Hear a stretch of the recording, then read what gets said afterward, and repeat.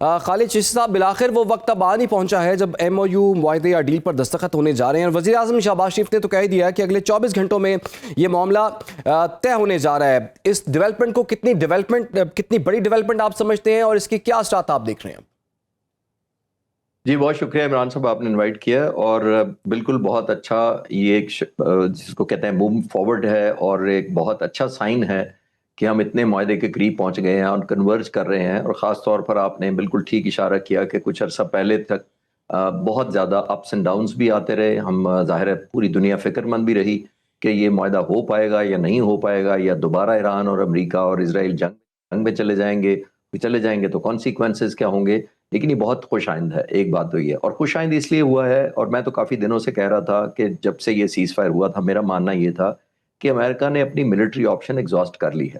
وہ ضرور ابھی بھی سپر پاور ہے، ابھی بھی ان کی ایئر فورس اور نیوی دنیا کی سب سے بڑی ہے، ابھی بھی ان کے پاس نیوی، مرین اور ایئر فورس کے ملا کے کچھ 7,000 6,500 جہاز ہیں ان کے پاس، کیپیسٹی بہت زیادہ ہے ان کی۔ یہ جو 40-45 جہاز آئے ہوئے ہیں یہ نیگلیجبل ہے نمبر وائز، لیکن امریکہ کا نیو فاؤنڈ ریئلزم یہ آیا ہے کہ وہ جنگ کے ذریعے جیت نہیں سکتا۔ اور میں تو سیز فائر کے بعد سے کہہ رہا ہوں کہ ملٹری آپشن اس لیے ایگزاسٹ نہیں ہوئی کہ ان کی کیپیسٹی نہیں رہی، اس لیے کہ ملٹری آپشن وہ رزلٹ نہیں دے سکی ان کو 40 دنوں میں، اور آنے والے وقتوں میں بھی اگر وہ دوبارہ جنگ شروع کر دیتے خدا نہ خواستہ تو ملٹری آبجیکٹو وہ نہیں دے سکتے آپ کو ڈپلومیسی کی ٹیبل پر جو آپ کو چاہیے تھا۔ یہ جو سیز فائر بریک ہو رہی تھی، اپس اینڈ ڈاؤنز ہو رہے تھے، اس کی بنیادی وجہ یہی تھی کہ دونوں سائڈیں چاہ رہی تھیں کہ ہم اپنے اپنے پوائنٹ آف ویو سے جیتے ہیں، اور وہ چاہتے تھے کہ نیریٹو پرسیپشن یا ایک وار ٹرافی ایسی شو کی جائے دنیا کو، ظاہر ہے اپنے اپنے ملک میں بھی لوگوں کو اور گلوبلی بھی، کہ ہم جیتے ہیں۔ تو یہ خوش آئند ہے۔ پاکستان نے بہت زبردست کنٹریبیوٹ کیا ہے over the last few months, day in and day night کوشش بھی کی ہے، پرسویرنس بھی دکھائی ہے، اور آبویسلی ایک بہت چیلنجنگ رول تھا۔ ایک طرف ہمارا ہمسایہ ملک ہے، ایک طرف ایک سپر پاور ہے بیک بائی اسرائیل، اور اسرائیل ایک سپوائلر کے طور پہ تھرو آؤٹ نظر آیا ہمیں، اور ظاہر ہے ان کو کنورج کرنا، ان کی انٹرسٹ کو ایک ایسے جگہ پر لانا جہاں پہ آپ سب سائڈوں کو یا فریقین کو یہ کنونس کر سکیں کہ یہ جو ایگریمنٹ ہے یہ آپ کے بھلے کا ہے، دنیا کے پیس کے لیے ہے، تو آئی تھنک یہ بہت بڑی اچیومنٹ ہے۔ تو خالد چشتی صاحب، جیسے کہ آپ خود کہہ رہے ہیں کہ دونوں فریقین جو ہیں وہ اپنی اپنی عوام کے سامنے بتائیں گے کہ ٹرافی پیش کریں گے کہ جی ہم یہ لے کر آئے ہیں، آپ کے خیال میں اس جنگ کا فاتح کون ہے؟ اور جو ٹرافی کی آپ بات کر رہے ہیں، کیا وہ اس معاہدے میں یا 14 نکات جس کا ممکنہ طور پر ذکر بھی ہو رہا ہے، کیا اس میں کوئی ایسی چیز ہے جو کہ ڈونلڈ ٹرمپ ٹرافی کے طور پر پیش کر سکیں، یا پھر ایران جو ہے اپنی عوام کو ٹرافی کے طور پر یہ دکھا سکے کہ ہم یہ لے کر آئے ہیں اس معاہدے سے؟ عمران دیکھیے، دنیا میں بہت کم جنگیں ایسی ہوئی ہیں جس میں بہت ہی کلیئر ہارنے والا ڈکلیئر کرتے کہ میں ہار گیا ہوں، اور جیتنے والا ڈکلیئر کرے کہ میں جیت گیا ہوں۔ جیت تو سب کلیم کرتے ہیں، یہ نہیں ہوتا عام طور پر کہ دونوں سائڈیں کہیں کہ جی ایک کلیئر کٹ ہاری ہے جیتی ہے۔ ہاں، ہم جیسے جو ہوتے ہیں student of strategy, air power یا ملٹری وارفیئر جو پڑھنے والے میں، دیکھیے ہوتا کیا ہے کہ جب آپ جنگ میں جاتے ہیں تو پھر آپ اپنے ملٹری آبجیکٹو حاصل کرتے ہیں، چاہے آپ اوفینس لانچ کریں جس کے بہت زیادہ ایڈوانٹیجز ہوتے ہیں، میں کئی دفعہ عرض کر چکا ہوں کہ آپ کے پاس انیشیٹو آپ کے پاس ہوتا ہے، چوائس آف ویپنز آپ کے پاس، ٹائمنگ آپ کے پاس، شاک اینڈ سرپرائز ایفیکٹ آپ کے پاس، اور سب سے زیادہ جیسے میں نے کہا کہ کس انٹینسٹی سے آپ نے دشمن پر حملہ کرنا ہے۔ ایک ایئر کرافٹ کیریئر کرے گا، 100 جہاز جائیں گے، 200 جائیں گے، تمام انیشیٹو امریکہ اور اسرائیل کے پاس تھا،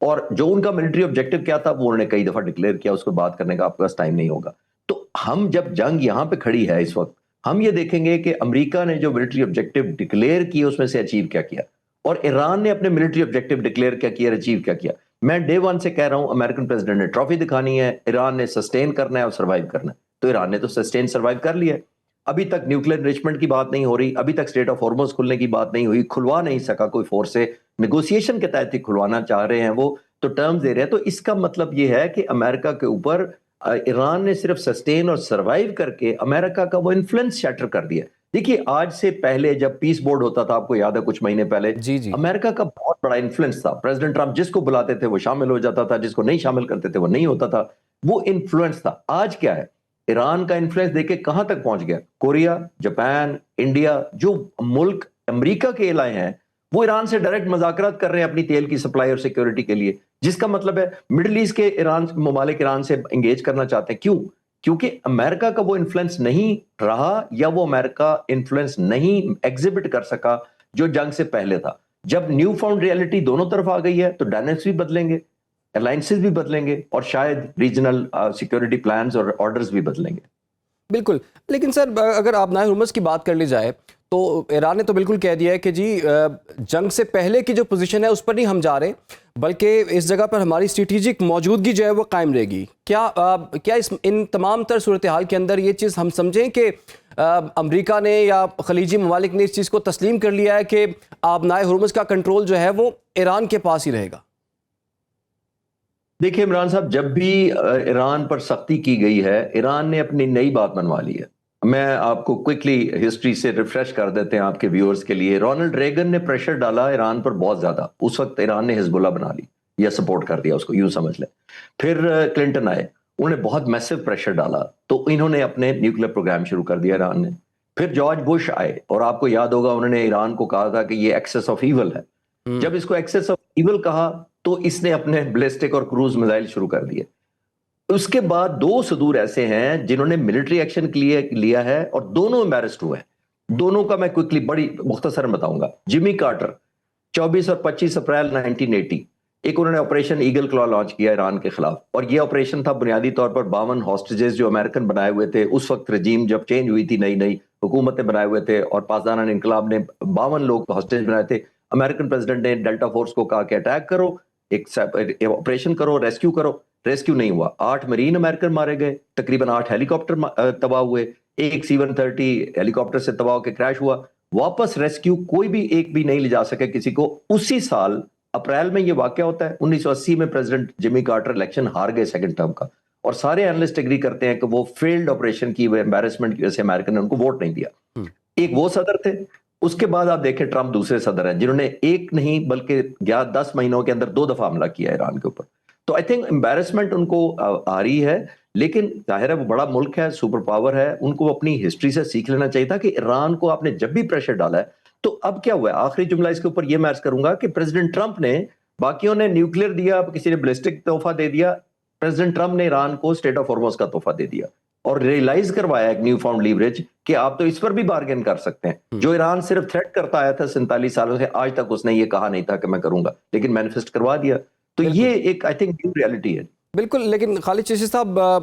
بہت سے ایسے موقع آئے جب بہت سی دنیا میں لوگ جو ہیں وہ نا امید ہو گئے ہوئے تھے کہ شاید یہ معاہدہ جو ہے اب نہیں ہونے جا رہا، لیکن فیلڈ مارشل نے جس طرح سے ایران کے دورے کیے، وزیر داخلہ نے جو دورے کیے، اور وزیر اعظم شہباز شریف نے جو کوشش کی، اس کو آپ کس طرح سے ریٹ کریں گے؟ اور کیا ہم امید رکھیں کہ اسلام آباد ٹاکس جو ہیں دوبارہ سے شروع ہوں گی؟ ابھی تو کہا جا رہا ہے کہ الیکٹرانک سگنیچر کی طرف جایا جا سکتا ہے، یا پھر جنیوا میں سگنیچرز ہو سکتے ہیں، یا G7 کی سائیڈ لائنز پر دستخط ہو سکتے ہیں۔ عمران صاحب دیکھیے، ہماری تو الحمدللہ credibility and new found realism دنیا میں آ گیا۔ پچھلے سال مئی میں جب ہندوستان نے ہم پر حملہ کیا تھا تو یہ سمجھ کر کیا گیا تھا کہ ہم شاید irrelevant ہے، اور ہمیں irrelevant کر کے، لیسٹ ریلیونٹ کر کے دنیا سے ہٹا دیا جائے پلیٹ فارم سے۔ ہماری ڈپلومیسی پوائنٹ آف ویو سے کہہ رہا ہوں، ہم ریلیونٹ اس وقت ہوئے الحمدللہ جنگ جیت کر، ریجنل ایک پاور کے طور پر مانیں گئے اس وقت۔ اب یہ جو ہوا ہے، ہم ایک ریلیونس ہم نے گلوبل ڈپلومیسی میں بھی حاصل کی ہے۔ بہت سارے لوگ جب یہ مذاکرات شروع ہو رہے تھے تو مجھ سے پوچھتے تھے، اور چینلز پر بھی اکثر دوست کہتے تھے کہ اگر یہ فیل ہو گئے تو پاکستان کی ناکامی ہوگی۔ میں نے کہا نہیں، پاکستان نے اپنی کامیابی ارن کر لی ہے بائی شوئنگ کریڈیبلٹی، کہ آپ پر جب اعتماد کر لیں اتنے ڈائیورسیفائڈ اوپوننٹس تو آپ کی کریڈیبلٹی ارن ہو جاتی ہے۔ پھر مذاکرات فیل ہوں یا ناکام آپ کی ذمہ داری نہیں ہوتی۔ لیکن الحمدللہ جو ہم نے کنورج کیا ہے اتنی ڈائیورسیفیکیشن کے باوجود، میرا ماننا یہ ہے، اور ظاہر ہم سب کی خواہش ہوگی کہ اسلام آباد 2 دوبارہ ٹاکس ہوں۔ ظاہر ہے ہم نے کنٹریبیوٹ کیا، سب سے زیادہ ساری دنیا مانتی ہے کہ پاکستان کی کنٹریبیوشن تھی، بہت سارے شو سپوائلر تھے، بہت سارے مخالفین تھے، اس کے باوجود اگر ہم نے نیو فاؤنڈ ایک لیوریج لیا ہے as a diplomatic friendly obviously peace loving nation, تو دنیا کو ایک پلیٹ فارم بھی ہمارا ہونا چاہیے۔ لیکن ہیونگ سیڈ دیٹ، میں یہ بھی کہوں گا کہ دنیا صرف امن کی خواہش مند ہے، ہم آپٹکس پہ بلیو نہیں کرنا چاہیے۔ اگر یہ جنیوا میں ہوتا ہے یا الیکٹرانکلی ہو جاتا ہے، ڈسٹنٹ ہو جاتا ہے، دنیا پھر بھی اس کا کریڈٹ پاکستان کو ہی دے گی الحمدللہ۔